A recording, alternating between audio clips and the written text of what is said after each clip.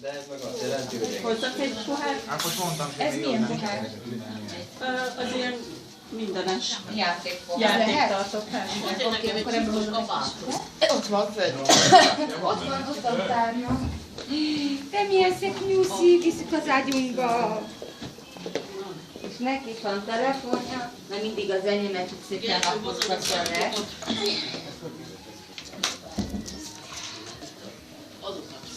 Nyuszicű! Nagyon szép ez a nyuszi. Na, ő alszik a Maciával, én azokat megcsinálom ezt jó, ha ide volt. Igen? Tudod nekem egy kicsit? Szia! Sziasztok! Sziasztok! Úgy ezt kell összetenni. Gabi, vissza már a táskámat, Jó, összevizezzük. Kocsival, hozzad őket. Az összes. Mindjárt jövök vissza. Később nem. Hogy? Mind a hárman? Azt mondod neki? Igen. Anya megy, jó? Hát beviszik haza kocsival azért. Én nem szeretnék, én szeretnék valamit. Most tudom, de szép annyit születni belolvatom. Én azt akarom kérni, hogy valamit csinálok. Nem.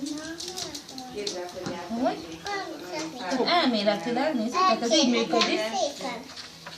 Ő felébredt, és mivel nem Mondd csak. a Maciával, Így rányomjuk el. Húha! Ez nagyon Zsófi, kész a nyomda.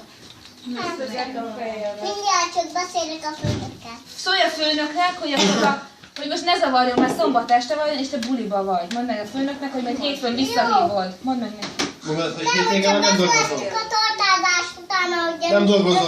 Mondjad neki, nem dolgozunk szombat este. Mondd meg, szia főnök, csá, hétfőn visszahívlak. Nem, csak befejeztük utána, Jó, hogy akkor beszéld meg nem gyorsan beszéld meg vele. Mondj fel. Szombat este írnak, mondj fel. Így van. Az már régen rossz. Egy kicsit befejezni. Tessél a papírra ide, nézd csak oda a papírra. Szia! Hova tetted? nincs ilyen. Mondjad. Nózi fújás is felvesszük. Annyi elvitt a pénztárcáját.